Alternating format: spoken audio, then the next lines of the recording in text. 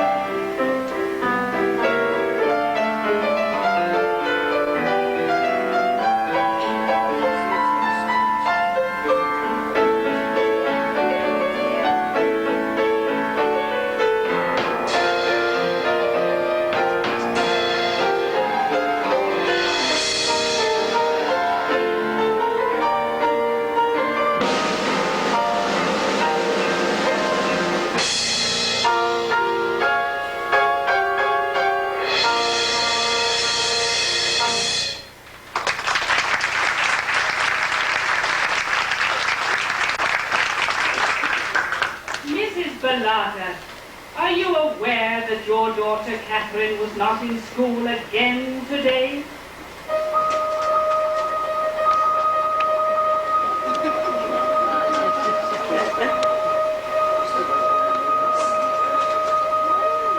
Sitting in the third row at the RKO back in Cleveland, sitting there in wonder, gazing at the screen.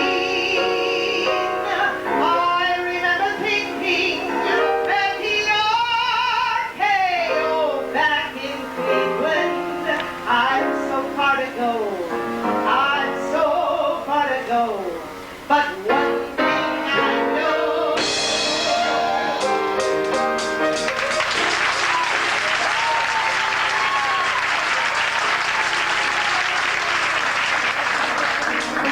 That's where I wanna be, up there, for all the world to see. Let that Jim Lions over me roar in my ear.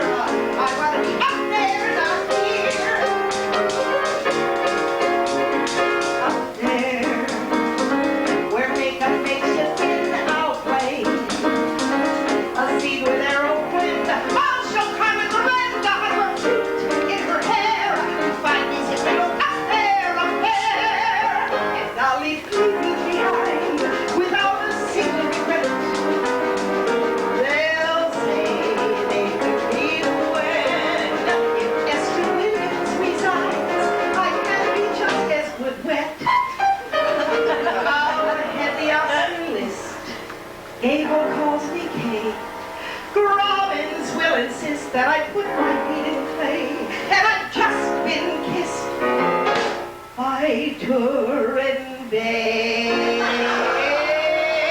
Up there, just give me one good break, and watch the editor shake from the shores of Lake Erie, gladly I'll soon disappear. You find me simply look up there, up there, up there, not here.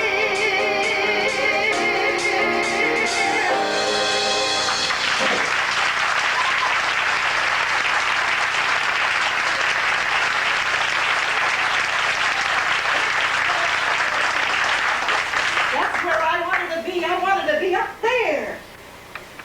No, not with my family. Don't get me wrong, I love my family. We're very loving, fighting, emotional. You know Italian families, don't you? They're so Jewish. I wanted to be up there even more. I wanted to be Irene Dunn with that cute little cleft in her chin. I wanted to be Jean Tierney with that darling little overbite. Oh, I wanted to be Eleanor Powell. Until I saw The Wizard of Oz. Then I knew I wanted to be Judy Garland.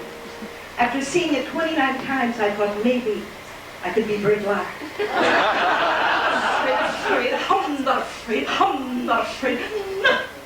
My whole life consisted of going to the movies every Saturday morning with my best friends, Caroline Winnicci and Effie Mataloni.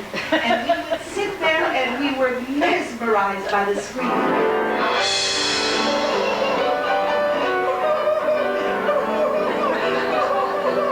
Do you remember those days, kids? Do you remember when you came out of a movie and you said, what a great movie. What a great movie. Today you come out and you say, you really must go see this film. Parts of it are good. I would go home and for a whole week I would pretend I was whoever I saw on that screen. And my family really thought that I was a little... But it was my best friend, Effie Mataloni, who really believed in me. She used to say, Kate, you know, that was what they called me when I was growing up. I was so furious I changed my name to Kate. Because I love that name, Kate. Anyway, Effie used to say to me, Kate, I want to tell you something. I've been studying you. And you can do what those people do up there. I see you, and I feel it in my bones. I feel it in my bones. Fate is very strange. Kate, you know that's true. You can go so far. You're someone special. When you walk on stage, you know what to do. You know what you are. You're someone special. All you have to do is sing, and people just stop and stare. Maybe you could even dance like Fred Astaire. Yes, you gotta take. Now you gotta start to show them how you're someone special. You know that the wildest dreams come true, and you're gonna be what you wanna be. 'Cause you are, you see, you're someone special. There's some few people will never know how brilliant this impression is because Effie never went into show business.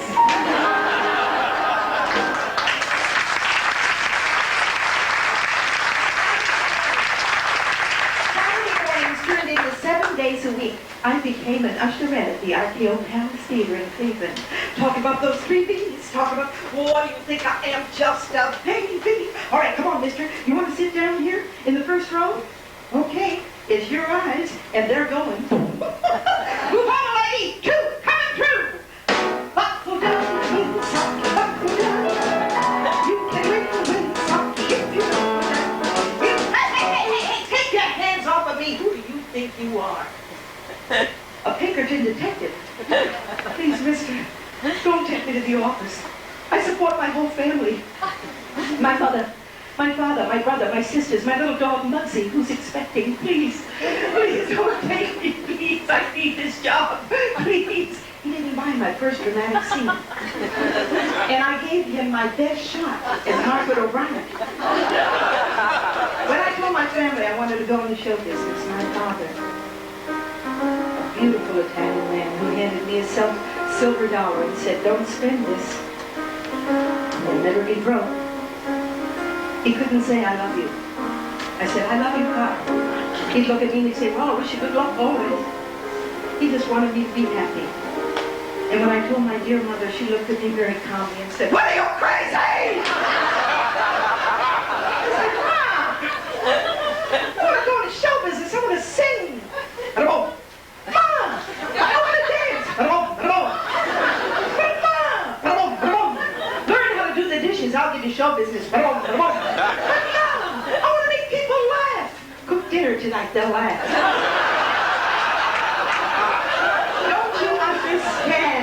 That movie stars are pretty. They're tramps, but they're pretty. Come on, go to the mirror. Go on, go. And then there was my grandmother,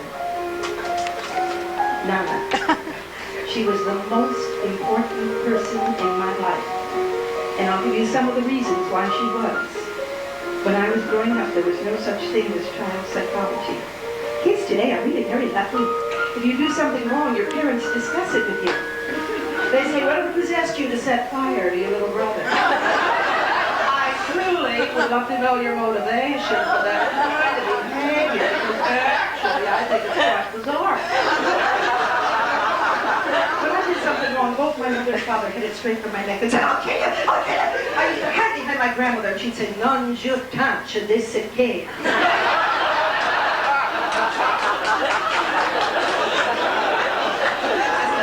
It's a good decade. It'll be longer time before you touch this kid. It's because of my grandmother. I do have a weight problem. She used to make my lunches spaghetti sandwiches. When I was growing up, the worst disease in her eyes was tuberculosis, and she honestly thought, as long as I was a chubette, I was healthy.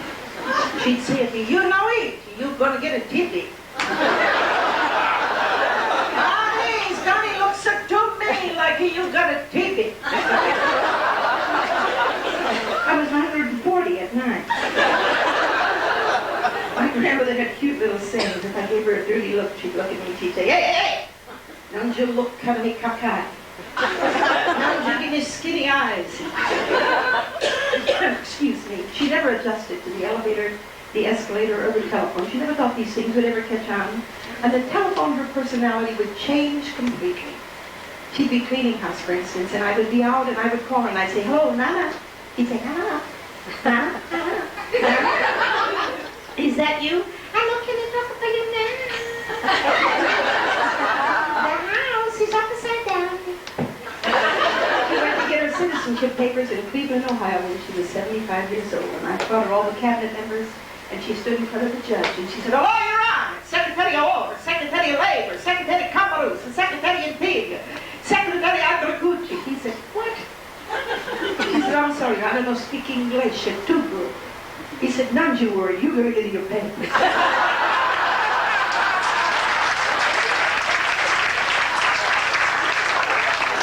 I told my grandmother I wanted to go to show business, she just sat and she rocked.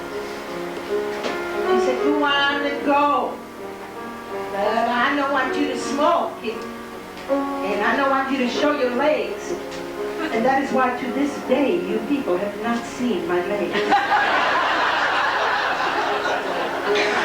Nana, you taught my dreams how to fly. Nana, you said I only had to try. Nana, you made my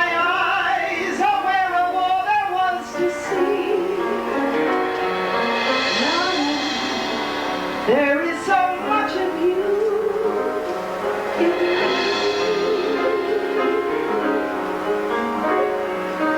Nana, you taught me what was ideal.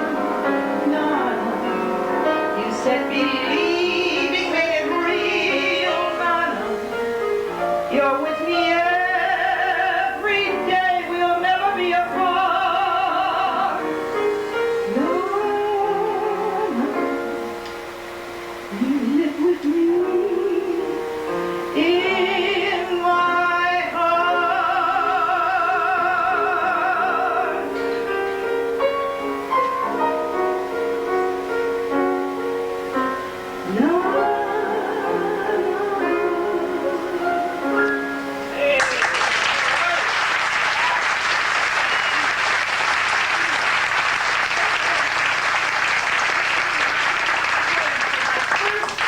professional job. And my grandmother said, bye-bye. I don't see you no more. Bye-bye, bye-bye. I said, Mama, don't cry. I'm only going to the east side, Chin's Chinese restaurant. I'll be home tonight.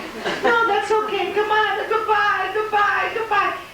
She thought every time I left home it would be the last time I'd see her.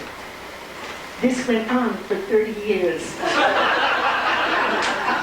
My next job was Mansfield, Ohio, 60 miles closer to Hollywood. Then my big break. My first big city, Detroit, Michigan, the Bowery. And there were 18 acts on the bill, and I was going to open the show, and I honestly thought this was my big break. I didn't realize that the audience didn't show up until the 12th act. But fate was with me. You heard that old saying about being at the right place at the right time, saying the right thing in the right place at the right time. This was my time. I went to meet the owner, Mr. Frank Barbero, and it was like a guardian angel had whispered in my ear, and I said, hello, Mr. Barbero. Did anyone ever tell you that you look just like Leo Carrillo? Who's he been? Who's he been? Looking at me, who's he been? He loved looking like Leo Carrillo. He loved looking like Leo Carrillo so much that I went from opening the show to next to closing. I will always, excuse me, be grateful to Leo Carrillo because of him, more than 10 people a night heard me do my very first singing impression of a very young Judy Garland singing Kaye. You made me love you. I didn't want to do it. I didn't want to do it. You made me love you. Oh, gee, Mr. Gayle, I'm going to bother you because you are a lot of girls that right and the same thing. But I just have to write and tell you about the first time I ever saw you. It wasn't at happened one night. You looked so regular, just like any girl you'd see or you'd meet at a school dance or at a party. And then one time I saw you in person, you were going to the coconut grove, and I was standing there when you got out of the car, you almost knocked me down. Oh, it wasn't your fault. I was in the way, but then you looked at me, and you smiled. Yeah, you looked right at me and smiled. As if you meant it, but I don't know. I just cried all the way home because you smiled at me for being in the way. Oh, gee, Mr. Gayle, when I was stitching, I'll never forget it. You're my favorite actor. I don't care what happens, let the whole world stop. As far as I'm concerned, you'll always be the top. You know you made me love you.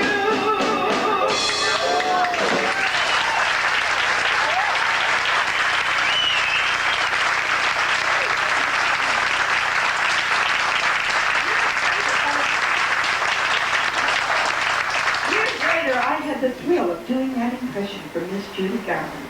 I was working at the Combo in Hollywood, and she came in one night with Miss Ethelworm and sat right down front and said, do me, do me. Any idea what a thrill that was to me, who used to sing with Judy Garland in the aisles at the RKO Palace Theater in Cleveland? She was listening. Well, talk about thrills. Back to the Bowery. Frank Barbero held me over for several weeks, and one night, Spike Jones called him, and he told Spike Jones about me. And Spike Jones, in turn, called me and said, hey, kid, if you ever come to California, call me. I'll give you a job. Having the authority of innocence, not to be confused with intelligence. I bought a one-way ticket to Los Angeles. Checked into the Biltmore Hotel, which at that time was the most exclusive hotel, with $75 to my name. And I called Spike Jones, who was doing a movie at Paramount Studios, and I waited for him to call me back. And I waited in that room for 3 days. And that was before television. I learned something so important in those 3 days, something that has stayed with me all my life. Room service. He did call me, and he gave me a job playing flute and doubling on tuba.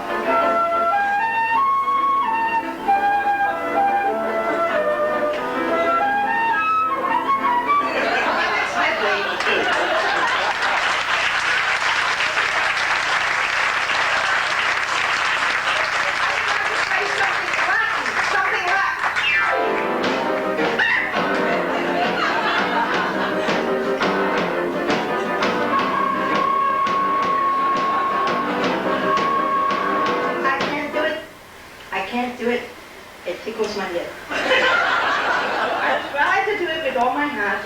But this is your ambusher. And when your ambusher goes, that's the ball game. I don't know what I'm going to do. What am I going to do? Why don't you try The Man I Love? The Man I Love.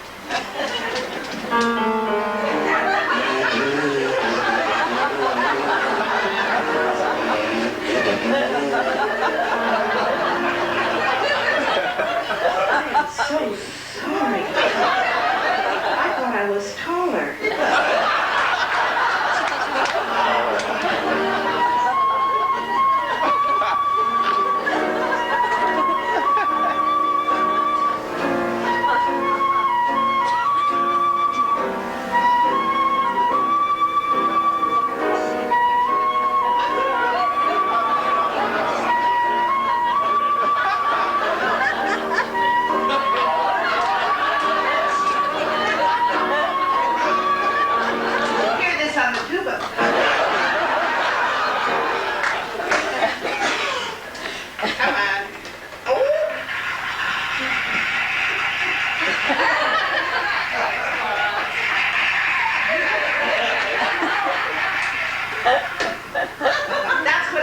Being Miss Spike Jones.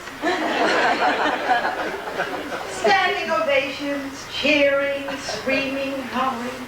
I thought that's what show business was going to be like. It was at this time I first heard the advice from my friends that would stay with me all of my life. They said, Spike Jones, you don't need it. You don't need him. Go out on your own. I went out on my own and I played to more empty houses than I care to remember. I followed Sophie Tucker in Boston during Lent. I followed Sophie Tucker in Miami Beach in July. I never heard any applause again until I went to London, England to appear in a show at the Prince Wales Theatre called Touch and Go. What a wonderful time that was for me. I did 2 command performances and I met incredible people. Like Richard Burton, Noel Howard, Ivor Novello. I recorded my first single over there and it sold. Why is it I spend the day, wake up and end the day thinking of you? Oh, why does it do this to me? Is it such bliss to be thinking of you?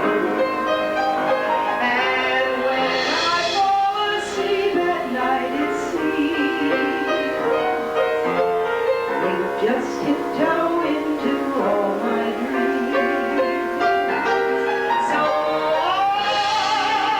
I think of no other one ever since I've begun thinking of you. Oh, why in the world did I ever leave London? I met my idol there, Miss Beatrice Lilly. Hello. I came to a marvelous party. It was a nudist party. Someone said, hey, you in a wrinkled blue suit. I said, wrinkled blue suit, hell, I'm just cold. You've gone and left me for somebody new. I said, I never kiss anyone after you. Years have gone by, and now in the stroke of midnight, when all the world is fast asleep, I broke the vow I promised to keep. I just kissed my nose goodnight. As I started to turn out the light, I looked into the mirror that was hung on the shelf. All at once I found I was in love with myself. I just kissed my nose goodnight. And now my future looks sunny and bright.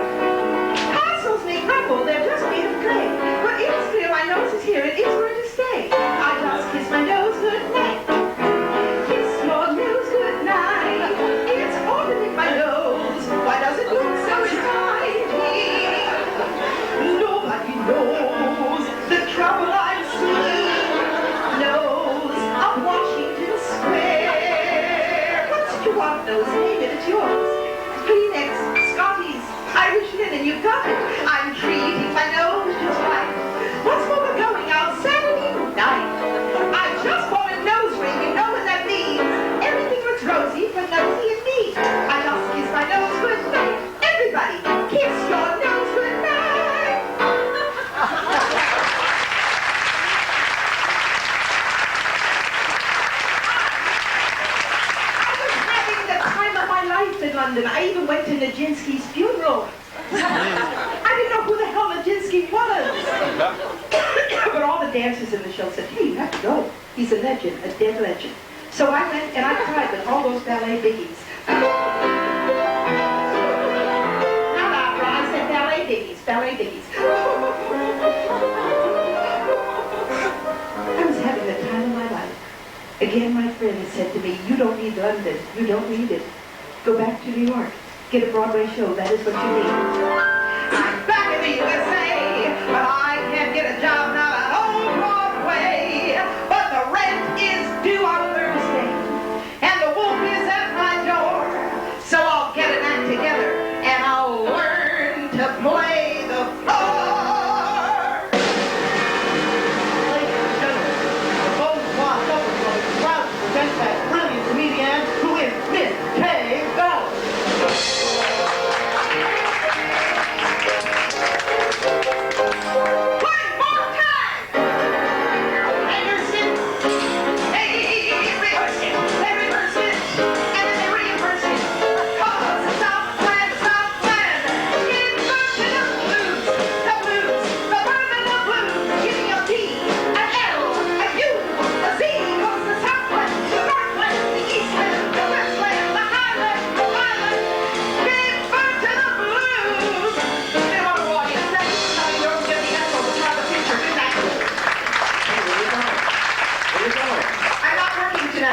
Out of the street. No, I'm not working tonight. Why not? Because it's Al Capone's birthday. It is so windy out that Ann Miller's hair moved. I think I'll give them a brief breakdown. And there you are. Snap out of it? Okay, I'll tell them some true stories. I love true stories. Did you hear about the priest who's stationed in Alaska? And he is so bored, he goes up to the Monsignor. He says, Monsignor, how long have you been here? He says, 18 years. He says, 18 years. How do you stand it? He says, well, I have my rosary. I have my martini. Would you like a martini? He says, yes, Monsignor, I would. Rosary, bring another martini!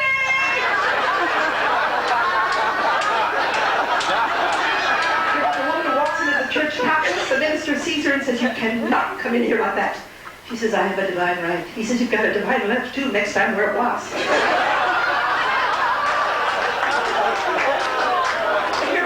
Who's sentenced to life, and he's in his cell, and he says, oh, gee, why didn't I learn how to pray? I never learned how to pray.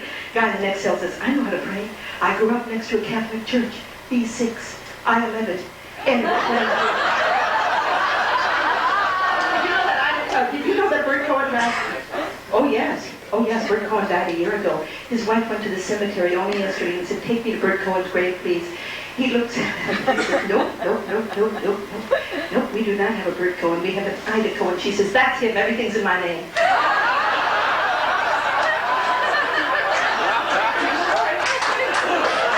The man walked in and his wife is in bed with his best friend. And she looks up and she says, who are you going to believe, me or your eyes? I don't care if you like it. I like it. You hear about this woman who calls this guy home? And she says, hello. He says, hello. He says, who is this? She says, Alice. Alice. He says, Alice from the office party. Don't you remember? The picnic party when you said I was such a good sport? He says, Alice, how are you? She says, well, I'm pregnant, and if you don't marry me, I'm going to kill myself. He says, oh, you are a good sport.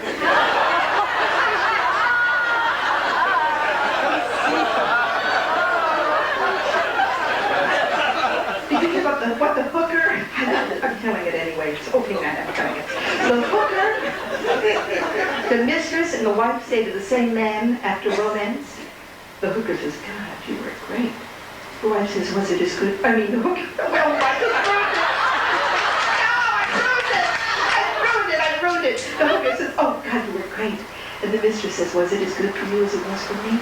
And the wife says, beige, I think I'll paint the ceiling.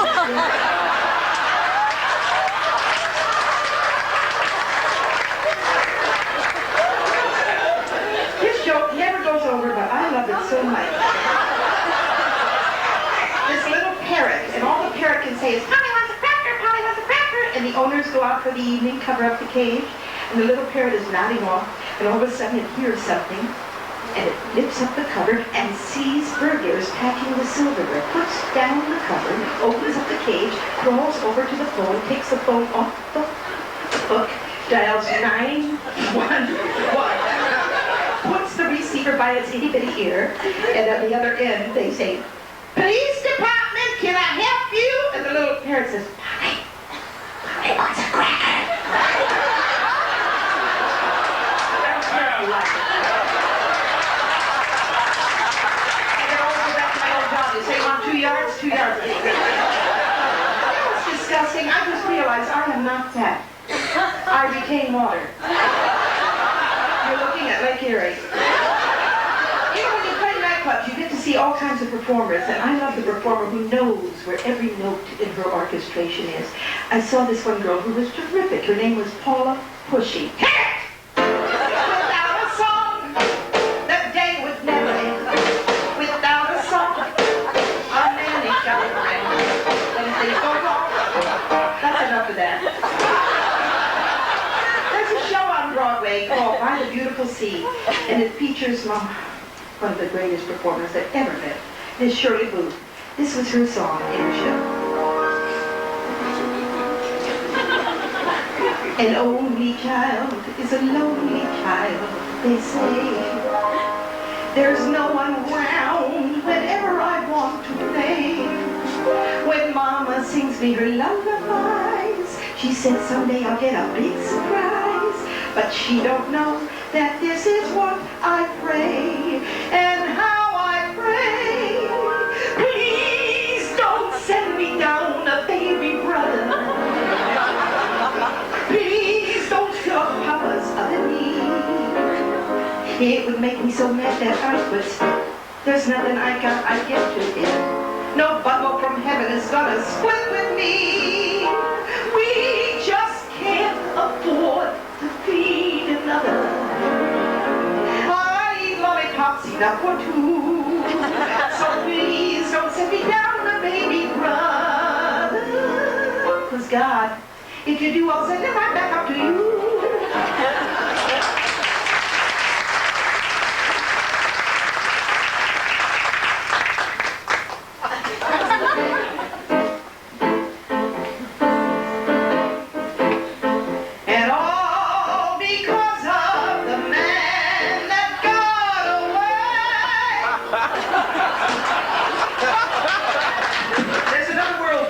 Every night, and I think I'm in it. It's a world this big, everybody in it is that big. This is a teeny tiny story about a teeny tiny world. Go ahead, Darren, here we go. Once upon a time there was a teeny tiny lady, just as tiny as a girl could ever get. Aww. And she was so very lonely in her teeny tiny house, with just an itsy bitsy tub of you can set. Teeny tiny violins were playing. And so one night when the tiny moon was bright, she decided she would walk into the town. It was a long walk. I would not lie to you people. It was about that long. She powdered up her nose, painted all her tiny toes, and slipped into her teeny tiny gown. Well, in less than half an hour she was dancing and a dance, and she found herself a teeny tiny man. Oh, soon they had a baby girl. Then another baby dream. Then the teeny tiny tragedy began. Teeny tiny violins were playing, and he was saying, "You go to my teeny tiny hand." But when he told her of his wife, whoops, she grabbed an itty bitty knife and went to his tiny neck instead. Then she chopped him into pieces of the teeny tiny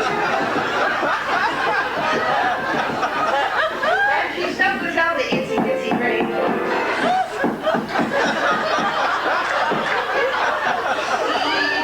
Violins were playing, and she packed a bag and took a tiny train to a tiny institution.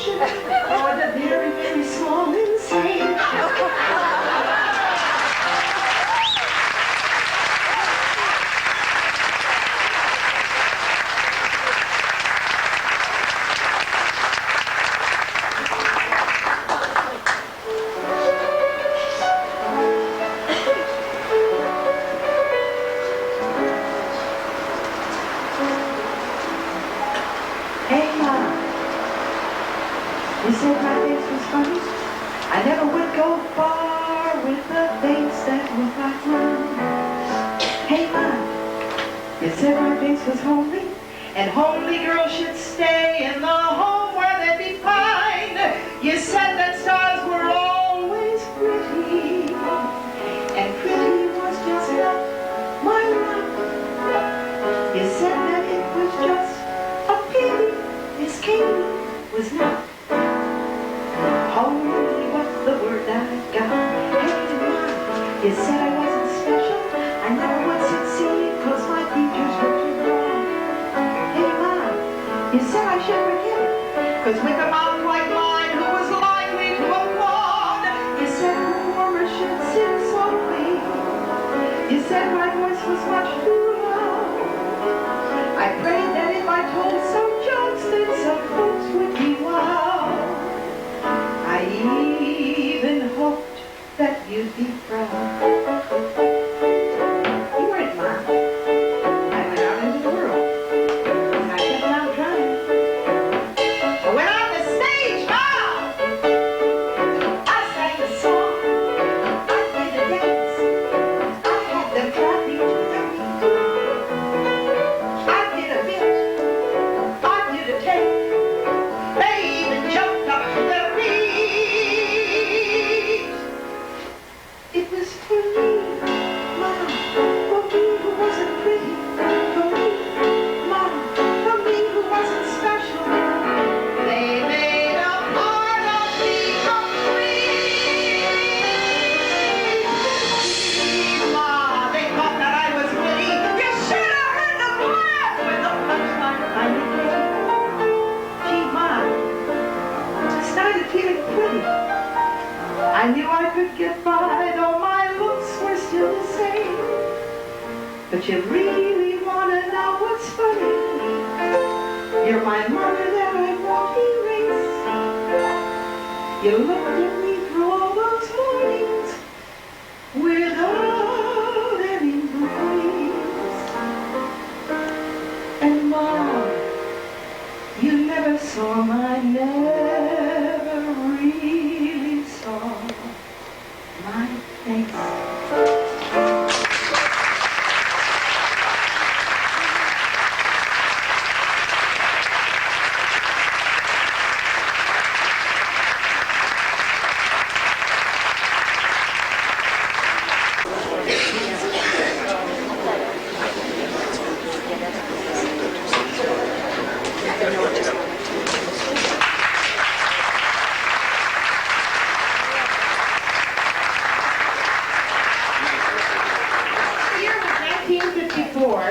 And the show was Golden Apple. You know, I did 7 auditions for Golden Apple. And every time I went on an audition, I borrowed a fur piece from one of my friends because I didn't want the producers to think I needed a job. After I got the job, they never saw me in a fur piece again. Kaye Ballard. This is my accompanist, Darren.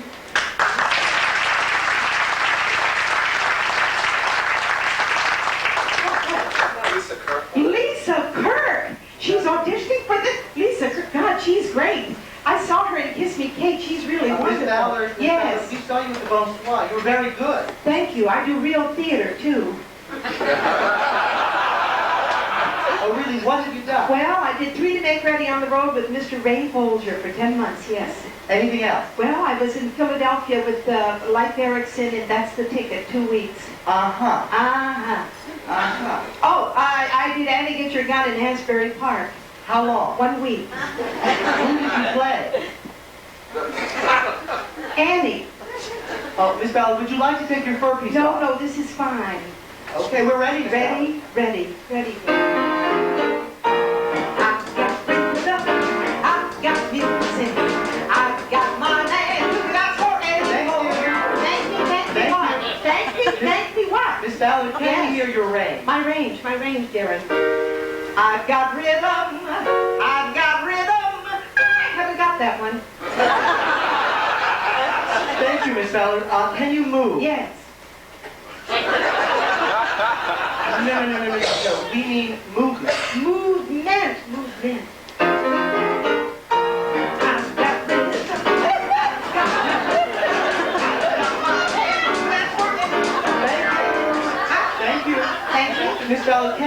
back tomorrow. Yes?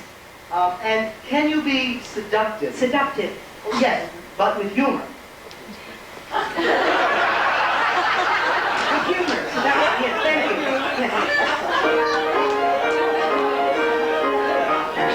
you. Kaye Ballard. Darren, there's Lisa Kirk again. He's wonderful. Okay, You ready? I've got rhythm. I've got music. I've got my man. Thank you. Huh? Miss Ballard, can you be seductive? That was seductive. Who am I supposed to be in this? Helen of Troy. Helen of Troy. Darren, she's a beauty. She's a little different in it. She's different? Yes, she's seductive but plain. Seductive but plain. Plain but willing. Plain but little. Ugly but kind.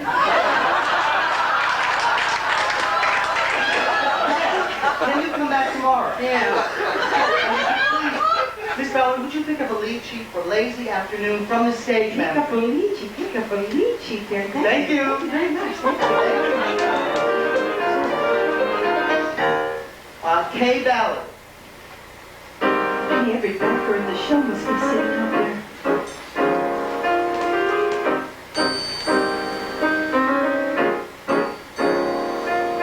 Down there. That's where I'd rather be. Down there. Can't take this misery. Acting angry or singing sexy or be more sincere. Oh God, I'd rather be down there, not here. Down there, where I won't go berserk.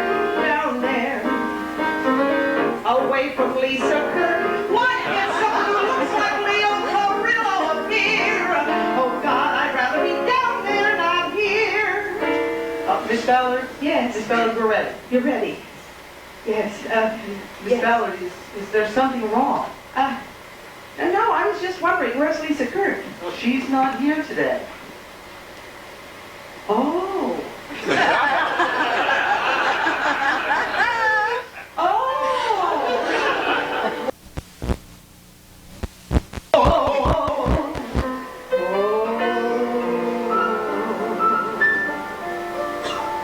It's a lazy afternoon, and the beetle buds are zooming, and the tulip trees are blooming, and there's not another human in view but us two. It's a lazy afternoon, and the farmer leaves his reaping, and the meadow cows are sleeping, and the speckled trout stop leaping upstream as we dream. A melting cloud hangs over the hill, unfolding like a rose. If you hold my hand and sit real still, you can hear the grass as it grows. It's a hazy afternoon, and I know a place that's quiet except for daisies running riot, and there's no one passing by it to see. Come spend this lazy afternoon with me. With me. With me.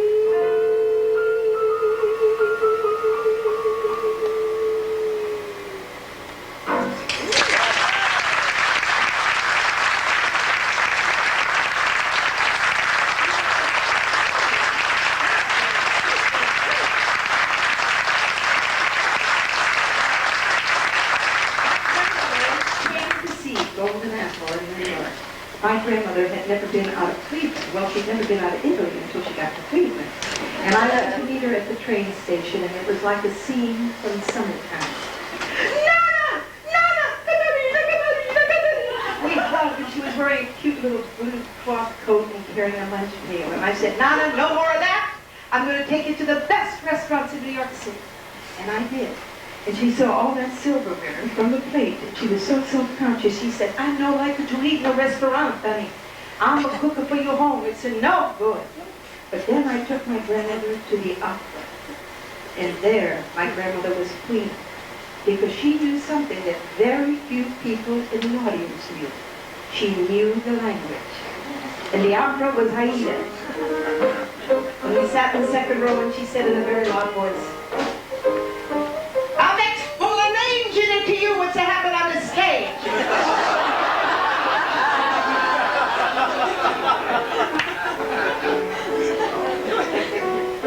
The queen and all like Aida.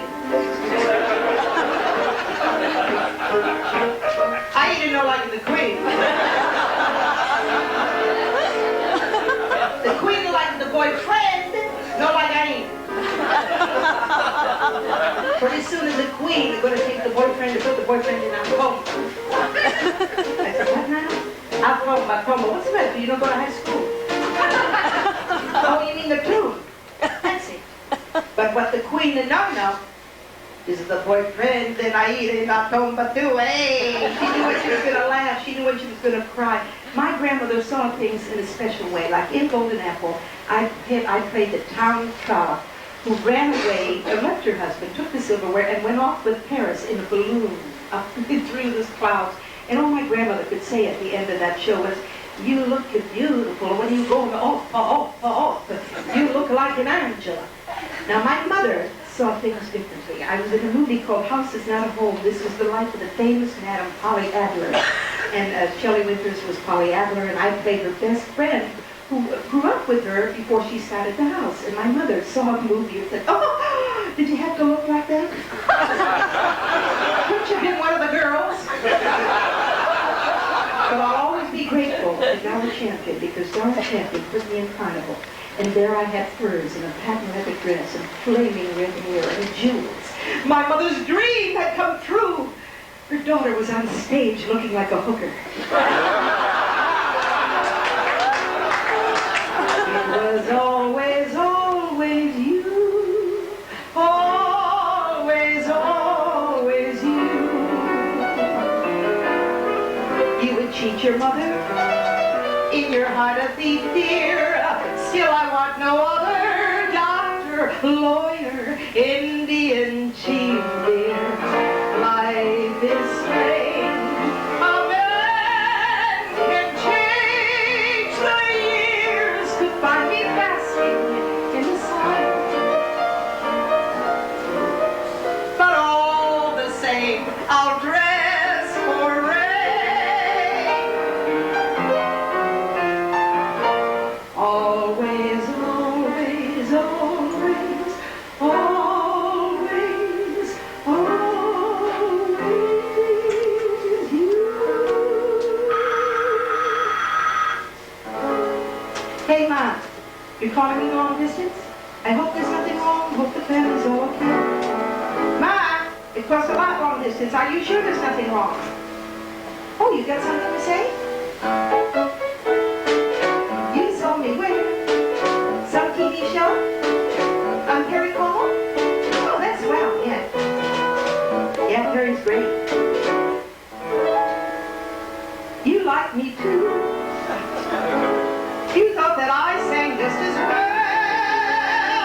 You mean me, Ma? The one in ostrich feathers. Me, Ma? You don't mean Dinah Shore. You'd like to see me do much more. Me, Ma? All the neighbors saw me. And in the AOP, they all said they liked my song. Oh, Ma. You really felt important, huh? And told them how you knew I would make it all along. I'm glad my singing really got you. You're telling me it's awfully sweet. I'll say hello to Frank Sinatra if we ever meet. Hey, Mom, you made my day complete. What, Mom? You thought that I was funny. Thanks, Mom.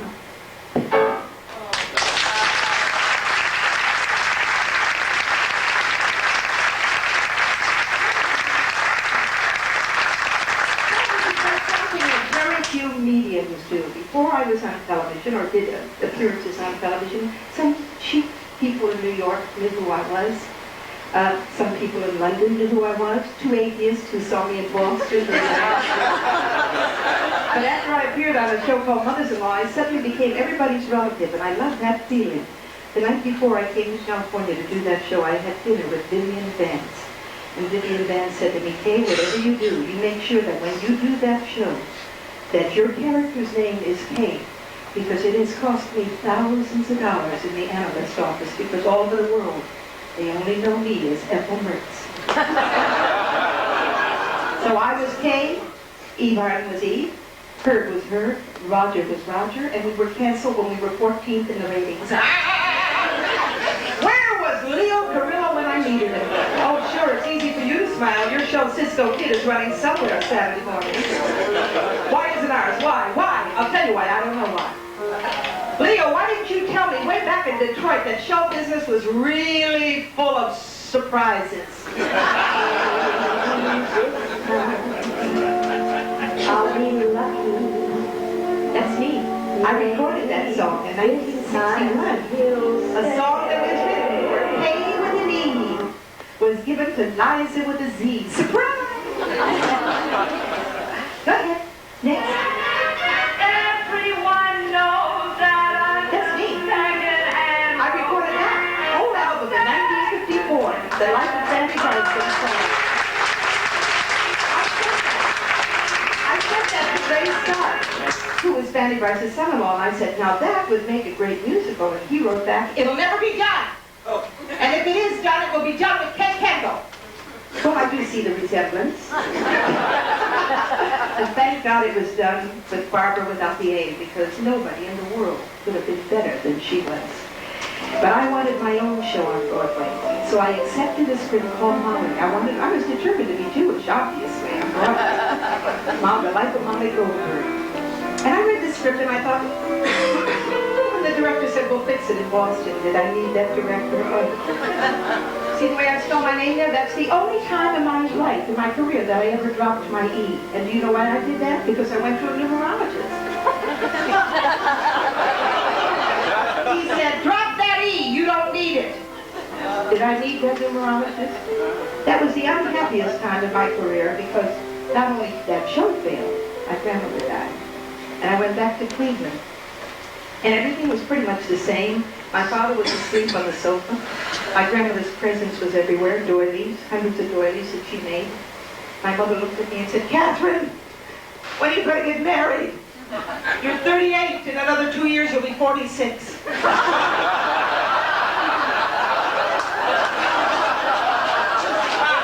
I'm so depressed that I cannot tell you how depressed. And it entered my mind. For the first time in all the years in show business, did I really need it? Maybe my mother knew something I didn't know. Maybe she was just trying to protect me. You don't need it, as your friends would say. You don't need it. You're gonna be okay. Why wait till you're ahead to quit? Go on and just admit you don't need it.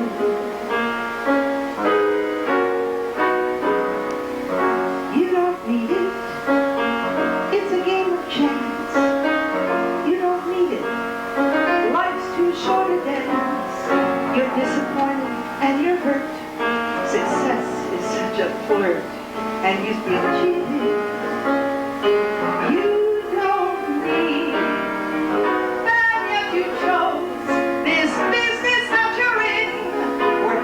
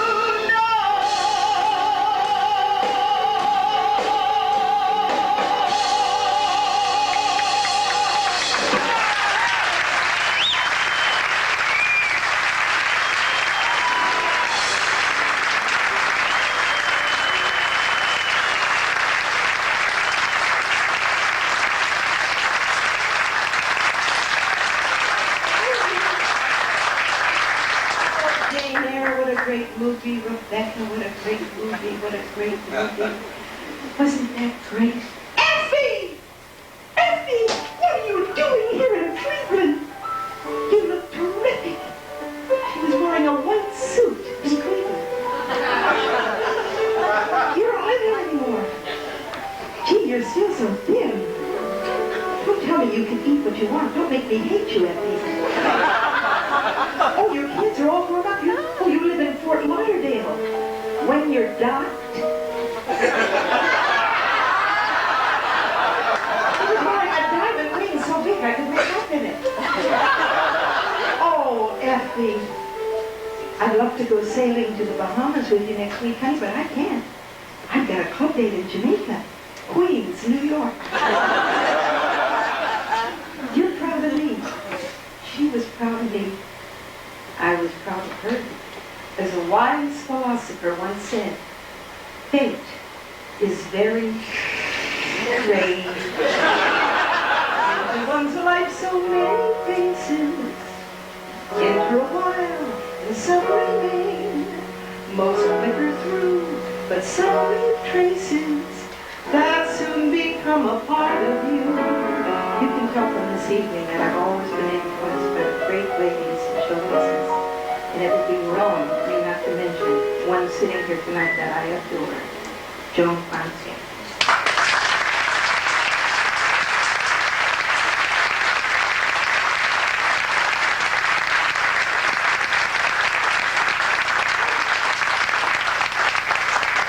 It would also be wrong of me not to do an impression for you of a song, a Fanny Price song, because you know how I felt about her. So for those of you who have my album, it's not in it. Morning, I'll be getting up. Morning, I'll be setting up a dining table. Breakfast, I'll be making his breakfast. He'll be taking his shake and shower. By my happy hour, the coffee is steaming. What more am I dreaming? Oh, I'm cooking breakfast for my love. My baby likes bacon, and that's what I'm making. Bacon for Jew?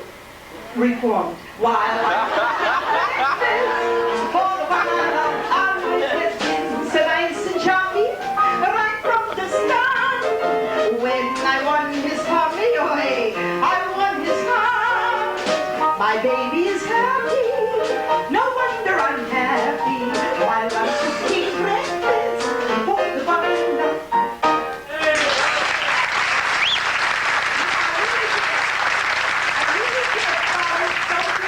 In Boston during Lent, and she was the first big star that I ever met in person. So I arrived 3 days early so I could study her. Ladies and gentlemen, the world's oldest living trooper, Miss Sophie Tucker.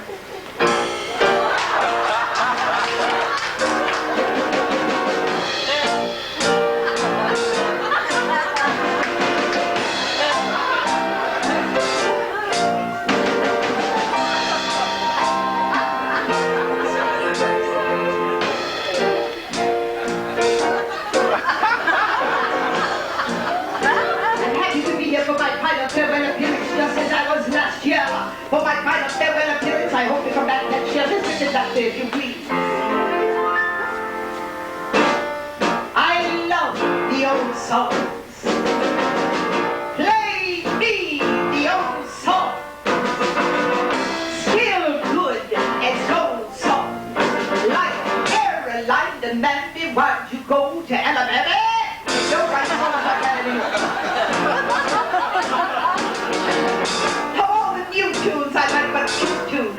Play me the old soft shoot tunes. Like Mason Dixon, Mammy, with your black-eyed peas and honey. Oh, I tell you, I'll never forget my first show. Cooking. It was at the old Winter Garden Theater. There was a little unknown boy who stepped on that stage opening night in blackface. He got down on one knee and he sang and he tore their heartstrings. You all remember him. It was the immortal Kaye Ballard. He couldn't sing, he couldn't dance, he couldn't do anything but he stopped the show cold. show. Bim Bam Baby. It was at the old Hippodrome Theater. There were 10 great songs in that show, ladies and gentlemen, and yours truly sang them all. I'll never forget that opening night. I stepped on that stage to see one of my 10 big ones. I looked up and the flies in a 200-pound sandbag had broken loose, and it was heading straight for my head, and it laid me flat. But when I heard the applause, yours truly got up to her feet, and yours truly sued the Schuberts for every cent they had. That way. You know, back in the old days, we didn't need microphones like the young whippersnappers of today, because we had heart. Once you have heart, you don't need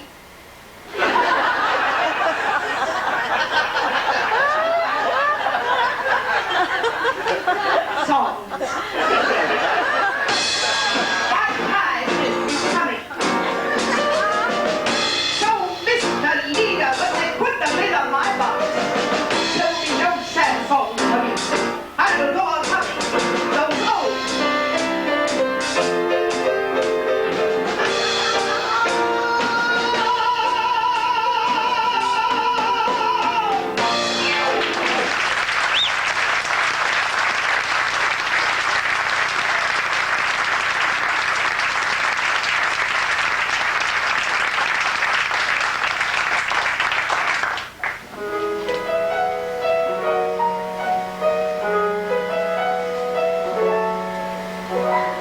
All the magic ladies I have ever seen sparkle on the stage or splash across the screen. All the magic ladies, now just memories. They'll be here forever with me.